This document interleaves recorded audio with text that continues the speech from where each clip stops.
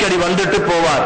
ஒரு கோஷ்டி வியாபாரத்திலே வந்தவர்கள் அந்த சிறு பிள்ளையாகிய அந்த ஜெயித் என்ற அந்த பிள்ளையை அப்படியே களவெடுத்துக் கொண்டு போய் மக்காவின் சந்தையிலே ஹக்கீம் இப்னு ஹிஸாம் என்று சொன்னவருக்கு வித்துட்டாங்க. வித்த உடனே அவர் என்ன செஞ்சாரு, ஹக்கீம் இப்னு ஹிஸாம் என்பவர் அந்த ஜெயித் என்று சொன்ன அந்த பிள்ளைய கொண்டு போய் ஹதீஜா ரலியல்லாஹு தஆலா அன்ஹா அவர்களுக்கு அடிமையாக போய் விற்று விட்டார்கள்.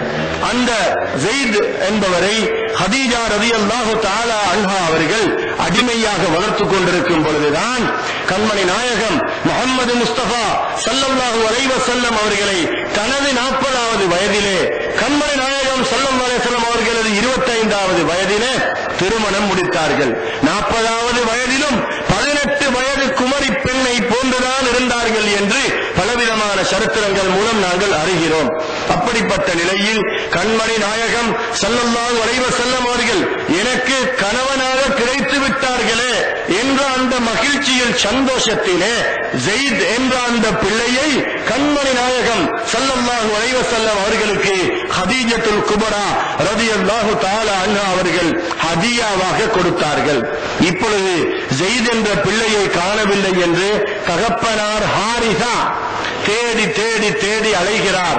பைத்தியம் பிடித்தவரை போன்று பாதையில் அலைகிறார். தலைவி கோலமாக கவிதைகளை படித்து திரிகிறார். அவருடைய கவிதைகள் என்ன தெரியுமா? ஜெயிதே, உன்னை பூமி விழுங்கி விட்டதா, அல்லது வானம் உயர்த்தி கொண்டதா, அல்லது காற்று பறக்க செய்து விட்டதா, அல்லது நீரிலே மூழ்கடிக்க செய்து விட்டதா, உனக்கு என்ன நடந்ததோ, மூச்சு வந்து விட்டதா, நீ இல்லாமல் எனக்கு ஒரு வாழ்க்கை இல்லை, எப்படியாவது நான் உன்னை காண வேண்டும் என்று அழுது அழுது புலம்பிக் கொண்டு திரிந்தார். எல்லா கடை தெருக்களிலும் போய் அந்த படியில் உட்கார்ந்து கொண்டு கவிதை படித்து ஜெயிதை தேடிக்கொண்டிருப்பார். ஆனால் ஜெயிதை களவெடுத்த அந்த கல்வர்கள் ஹதீஜா ரலியல்லாஹு அன்ஹா அவர்கள் வரையில் போய் கண்மணி நாயகம் ஸல்லல்லாஹு அலைஹி வஸல்லம் அவர்கள் தான் இருக்கிறார்கள் என்பது இவர்களுக்கு தெரியாது. தடுமாறுகிறார்கள். எல்லோரிடத்திலும் வசியத்தை செய்கிறார்கள். நான் மௌத்தாகினாலும் ஜெயிதை தேட வேண்டும். முழு குடும்பமும் தேடுகிறார்கள். எல்லோருக்கும் தெரிந்த விஷயம் ஜெயிது காணாமல் போனது. ஒரு தடவை ஹஜ்ஜிக்காக வேண்டி ஹாரிதா என்பவருடைய ஊரிலிருந்து ஒரு கூட்டம் ஹஜ்ஜுக்கு சென்று கண்மணி நாயகம் ஸல்லல்லாஹு அலைஹி வஸல்லம் அவருடைய வீட்டிலே ஜெயித் என்ற அந்த பிள்ளையை கண்டார்கள். கண்டுவிட்டு ஜெயித் என்பவரிடத்திலே இவர்கள் சொன்னார்கள், ஜெயிதே, நீ சிறுபிள்ளையாக இருப்பதால் உனக்கு ஒன்றுமே தெரியாது. உன்னுடைய தகப்பன் ஹாரிதா எவ்வளவு கைசேதத்திலும் கவலையிலும் துக்கத்திலும் வாழ்ந்திருக்கிறார் தெரியுமா? கவிதைகளை படித்து படித்து பைத்தியக்காரர்களை போன்று அல்லோல கல்லோலப்பட்டு அலைந்து திரிகிறார் பாதைகளிலே. எனவே உன்னுடைய தந்தை உன் தந்தையை உன்னை தேடிக்கொண்டிருக்கிறார்கள், உன்னுடைய தந்தை எங்களோடு வா என்று சொன்ன உடனே ஜெயிது என்பவரும் ஒரு சிறிய கவிதையை பாடி இதை தந்தையிடத்தில் போய் சொல்லுங்கள் என்று சொன்னார்கள். நான் மக்கத்து குறைஷி வங்கிஷத்தில் மிக உயர்ந்த குடும்பத்திலே நான் அடிமையாக சந்தோஷமாக வாழ்ந்து கொண்டிருக்கிறேன், என்னை தேட வேண்டாம் என்று சொல்லி அனுப்பினார்கள். அனுப்பிய உடனே இந்த செய்தியை கேட்ட ஜெயித் என்பவருடைய தகப்பனார் அவருடைய தம்பியோட அப்படியே வாராரு மக்காவுக்கு.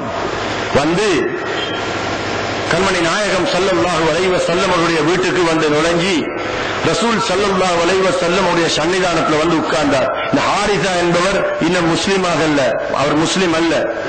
வந்து ரசூல் ஸல்லல்லாஹு அலைஹி வஸல்லம் அவர்கள் சொல்கிறார்கள், உங்களை பற்றி நாங்கள் கேள்விப்பட்டிருக்கிறோம், நீங்கள் விருந்தாளிகளை உபசரிப்பீர்களாம், நீங்கள் யாருடைய மனதையும் துன்புறுத்த மாட்டீர்களாம், பொய் சொன்ன சரித்திரமே கிடையாதாம், யாருக்கும் மனதை நோவிக்காமல் எல்லோரையும் அன்பாக பார்ப்பீர்களாம், எனவே எனக்கும் நீங்கள் அன்பு காட்ட வேண்டும் என்று தந்தை அழுது அழுது சொன்னார். என்ன விஷயம் என்று கேட்க சொன்னார்கள், ஜெயிது என்ற என்னுடைய மகன் உங்களிடத்திலே வாழ்ந்து கொண்டிருக்கிறாராம், எனவே அவரை எடுத்துக்கொண்டு போக வந்திருக்கிறேன், உங்களுக்கு நான் தகுந்த சன்மானங்களை தருகிறேன், இந்த சன்மானங்களை ஜெயிதை தருவதை விட உயர்ந்த சன்மானங்களை தர காத்துக் கொண்டிருக்கிறேன் என்று சொல்ல கண்மணி நாயகம் முஹம்மது ஸல்லல்லாஹு அலைஹி வஸல்லம் அவர்கள் சொன்னார்கள், நான் ஜெயிதை உங்களுக்கு தருகிறேன், அவர்கள் கூப்பிட்டு உங்களோட போக சொல்றேன், அவங்க போக விருப்பம் என்றா அழைச்சி கொண்டு போங்க, எனக்கு எந்த சன்மானமும் தேவையில்லை, அப்படி அவர் போக விருப்பம் இல்லை என்றால் நான் நான் வற்புறுத்தி அனுப்ப மாட்டேன் என்று சொன்னாங்க. சரி, மகன் தகப்பனோடு போகாம இருப்பாரா? இவங்க இதுக்கு எக்ரியாகி, சரி மிச்சம் சந்தோஷம், உங்களோட தகுதியை விட கூடுதலாக நீங்க உதவி செஞ்சிட்டீங்க முஹம்மதே ஸல்லல்லாஹு அலைஹி வஸல்லம் என்று ஸைதை கூப்பிட சொன்னாங்க. ஸைத் என்பவரை கூப்பிட்டாங்க. அந்த ஸைத் யார் தெரியுமா? ஒரு சஹாபி, ஸைத் ரலியல்லாஹு அன்ஹு என்று தான் சொல்ல வேண்டும்.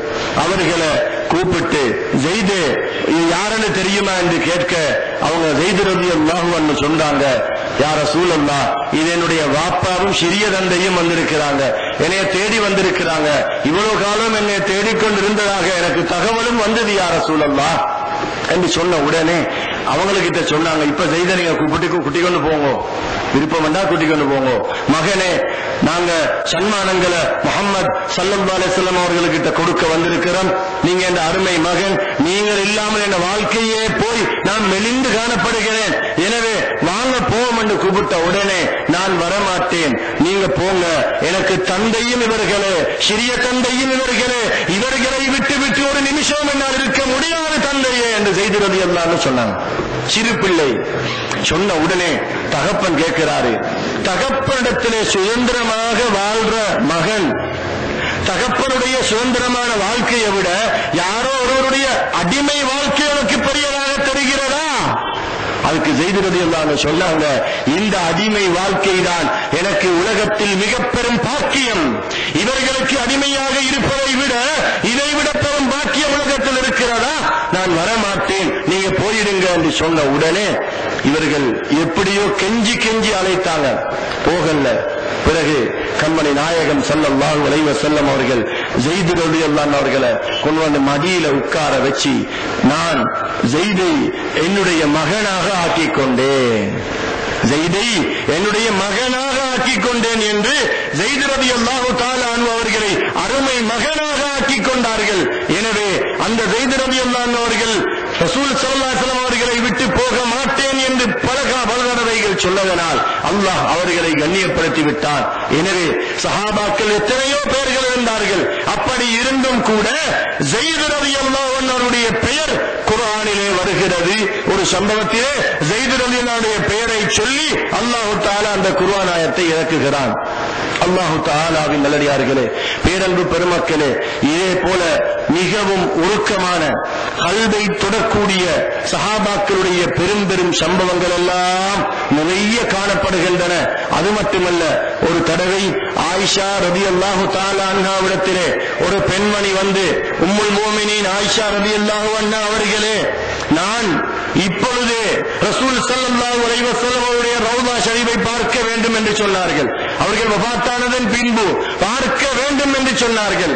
ஆயிஷா ரலியல்லாஹு அன்ஹா ஒன்றுமே சொல்லவில்லை, கீழே பார்த்துக் கொண்டிருந்தார்கள். நான் பார்த்தே ஆக வேண்டும், எனக்கு ஆசை ஏற்பட்டு விட்டது, அப்படி பார்க்கவில்லை என்றால், ஆயிஷா ரலியல்லாஹு அன்ஹா கிட்ட சொல்றாங்க அந்த பெண்மணி, பார்க்கவில்லை என்றால் இந்த இடத்திலே நான் உயிரை விட வேண்டி வரும், எனவே என்னை ரசூல் ஸல்லல்லாஹு அலைஹி வஸல்லம் ரவுலாவை கபர் ஷரீஃபை பார்ப்பதற்காக கொஞ்சம் அனுமதி தாருங்கள் என்று கேட்ட உடனே ஆயிஷா ரலியல்லாஹு அன்ஹா அவர்கள் அந்த திரையை அகற்றி கண்மணி நாயகம் ஸல்லல்லாஹு அலைஹி வஸல்லம் அவர்களுடைய அந்த ரவுலா ஷரீஃபுக்கு பக்கத்திலே அந்த பெண்மணியை கொண்டு போய் நிறுத்தி பார்க்க செய்தார்கள். தேம்பி தேம்பி அழுதார்கள். அழுது கண்களால் கண்ணீர் பீரிட்டு ஓடி அந்த பெண்மணி உசும்பாமல் அப்படியே நின்ற நிலையிலே அப்படியே மம்பிடித்து அழுதழுதே மஹப்பத்தின் உச்ச நிலையை அடைந்த அந்த பெண்மணி இரத்தோட்டம் திடீரென்று நின்று மஹப்பத்தின் காரணமாக அந்த இடத்திலே அடித்து விழுந்து வஃபாத்தாகினார்கள். இப்படி பல சம்பவங்கள் சஹாபாக்கள் மட்டுமல்ல, தாபிஊன்கள், தபஅ தாபிஊன்கள், உவைசுல் கர்னி ரலியல்லாஹு தஆலா அன்ஹு அவர்கள் எல்லா பற்களையும் உடைத்த சம்பவம் எங்களுக்கு தெரியும். நினைவு மாற்றாமல் பல் பிடுங்க முடியுமா? நினைவு மாற்றாமல் ஆபரேஷன் பண்ண முடியுமா? கை கால் வெட்ட முடியுமா? எல்லா பற்களையும் உடைத்து விடும் அளவுக்கு மஹப்பத்து மேலோங்கி விட்டது என்று சொன்னால் ரசூல் ஸல்லல்லாஹு அலைஹி வஸல்லம் அவர்கள் மூலமாகத்தான் அல்லாஹ்வை அடைய வேண்டும் என்பதற்கு ஆதாரமாக இருக்கிறது. உங்களுக்கு தெரியும், தபூக் யுத்தத்திலே அதுதான் மிகவும் உஷ்ணமான காலத்தில் நடந்த யுத்தம். தபூக் யுத்தத்திலே